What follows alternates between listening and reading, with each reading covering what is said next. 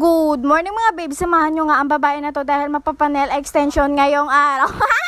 Gumising talaga ako dyan na maaga dahil excited nga ang babae na to. Sino ba naman hindi ma-excited dito? Is first time ko nga makabitan ng nail extension at libre pa nga ito. Nilibre na lang ako ng pinsan ko dahil hindi ko nga afford. Dahil wala naman talaga akong pera pang ganito. Shout out po pala kay Blessed Corpus. Thank you so much for a sponsor. Sponsor. Dito nga sa mga oras na to is lalabas na nga ako dyan ng bahay at hanapin ko nga yung nanay ko. Nag-outfit check pa nga yung babae na to. Nahirapan nga ako maghanap sa nanay ko. Ewan ko talaga kung saan kasulok-sulukan pumunta. Huwag niya lang pansinin nga yung maingay sa background na voice over ko dyan dahil wala talagang araw at gabi dito na hindi maingay. Dito na nga is nakikita ko na nga yung nanay ko at eto na nga yung nanay ko. Yan, kita nyo, nakariband. Super ganda. Dalawa nga kami ng nanay ko magpa-nail extension ngayong araw dahil gusto niya rin gumanda katulad ko. Ay, katulad ko.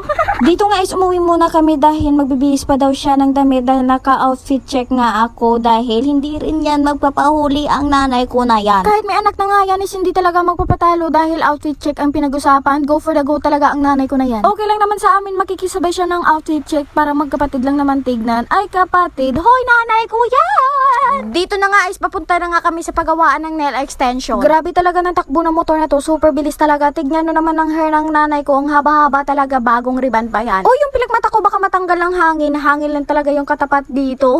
Mabilis lang nga yung takbo ng motor kaya mabilis rin kami makapunta doon sa papagawa ng nail extension. Uy, kaya mo pa ba? Tignan mo naman ang buhok na yan. Gulong-gulo pa talaga sa buhay mo. Dito na nga kami sa mga oras na to. Hindi ko na nga dyan nabidyohan yung pababa namin sa motor. Tignan nyo naman unang-una talaga yung nanay ko. Syempre mauna talaga yung nanay kaysa sa bata. Ano daw?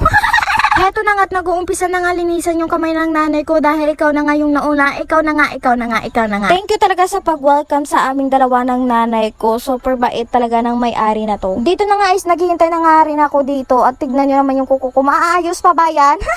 At heto na nga yung final look ng kuko ng nanay ko at tignan nyo naman, fly, butterfly. Hindi ko nga nabidyohan yung step by step dyan at eto naman yung akin dahil hindi nga marunong mag-video yung nanay ko at picture at yung may-ari lang na nga yung pinabidyo ko. Thank you so much, madam. Color white and red nga yung design na pinili ko dyan dahil magpapasko na nga ngayong December at bagay na bagay nga to. Sa mga gusto nga dyan magpa-nail extension, dito lang po yan sa Nabas Akla, malapit na po sa center. Magtanong-tanong lang po kayo sa mga tao kung saan po yung pa-nail extension. Heto na nga yung dalawang babae at masayang-masaya dahil natapos na nga at mag-honest review na nga tayo sa paggawa ng ating nail extension. Ang masasabi ko lang talaga is super gaan ng kamay at maganda talaga gumawa yung may-ari nito. Naglakad na nga lang kami dito dahil wala kami masasakyan dito sa loob papuntang labas. Hindi rin kagaano kalayo yung lalakarin namin papuntang kalsada. At fast forward guys, nandito na nga kami sa kalsada at naglalakad pa rin, naghihintay ng masasakyan na tricycle. Buti na lang may dumaan na tricycle at agad-agad kaming sumakay dito dahil napagod kami sa paglalakad kahit malapit lang yun. Oh, may sasabi na naman na sobrang OA naman ng babae na to. Talaga, OA talaga ako dahil naramdaman ko talaga yung pagod. Buong araw ba naman naglalakad o sino ba dyan hindi magpapagod? Hindi kayo na lang maglakad dito, Charis.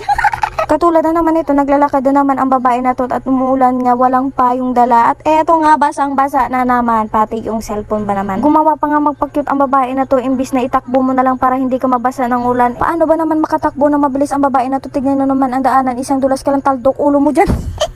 Kung kayo tatakbo pa rin ba kayo sa daanan namin, edi taldok ulo nyo. Heto nga is nabidyohan ko na naman yung kuko ko dahil nagandahan talaga ako at hanggang dito na lang nga yung video ko. Huwag kalimutan ang mag-react, mag-comment, mag-follow kung nagustuhan nyo nga yung mga vlog ko na to. Para nga updated na kayo sa mga vlog ko mga babe. Thank you for watching mga babe. Bye-bye.